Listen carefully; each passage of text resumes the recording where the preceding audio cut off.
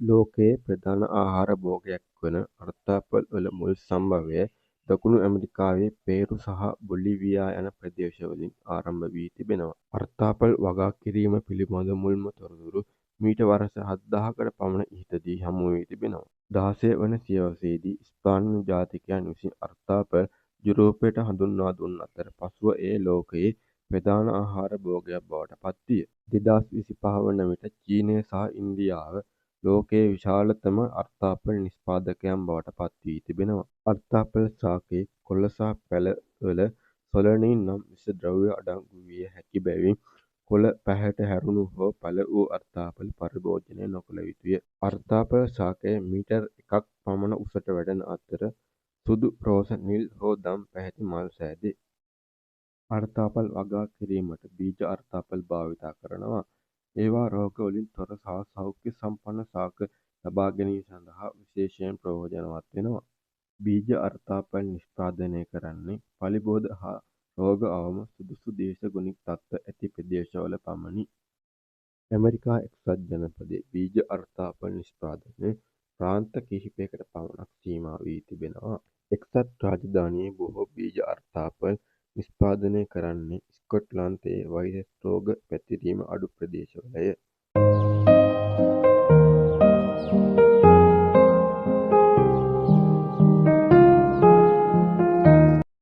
අර්තාපල් ශාකයේ වර්ධනය ප්‍රධාන අදියර 5කින් සිදුවෙනවා. පළමු අදියරේදී බීජ අර්තාපල් වලින් පැල මතුවන අතර මුල් වර්ධනය ආරම්භ වෙනවා. දෙවන අදියරේදී අතු සහ කොළ වර්ධනය වන අතර ප්‍රසංශ්ලේෂණය ආරම්භ වෙනවා. තුන්වන අදියරේදී අල සෑදීම ආරම්භ වෙනවා. අල විශාල වීම හතරවන අදියරේදී සිදුවෙනවා. පස්වන අදියරේදී අල මේරීම සිදුවෙනවා.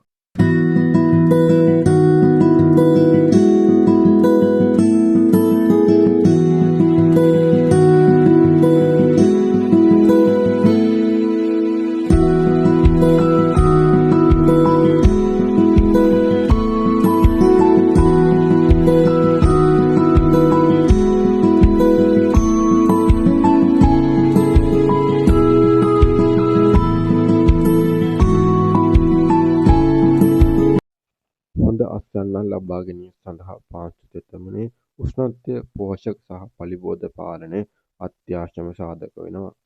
මතු පිටට පැමිණෙන අල පසෙන් ආවරණය කළ යුතු වෙනවා. එසේ නොකළහොත් ආලෝකයෙන් අල කොළ පැහැවී සොලනින් නිපද විය හැක. අර්තාපල් වගාව සඳහා හොඳින් ජලය බැස යන pH අගය 6-7 අතර වැලි සහිත ලෝම පසක් වඩා සුදුසු වෙනවා.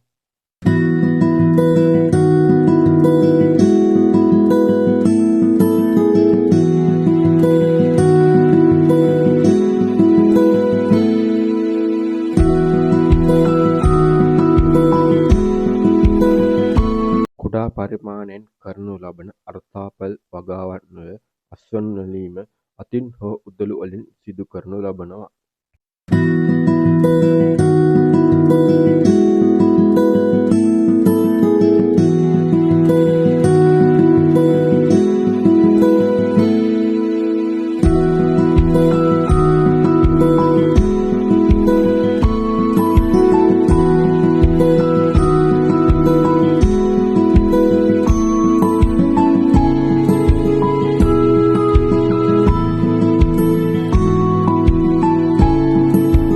වාණිජ මහා පරිමාණ අර්තාපල් වගාවන් වල අස්වනු නෙළන යන්ත්‍ර භාවිත කර ශාක පස් සහ අල කොටස් වෙන් කරනු ලබනවා.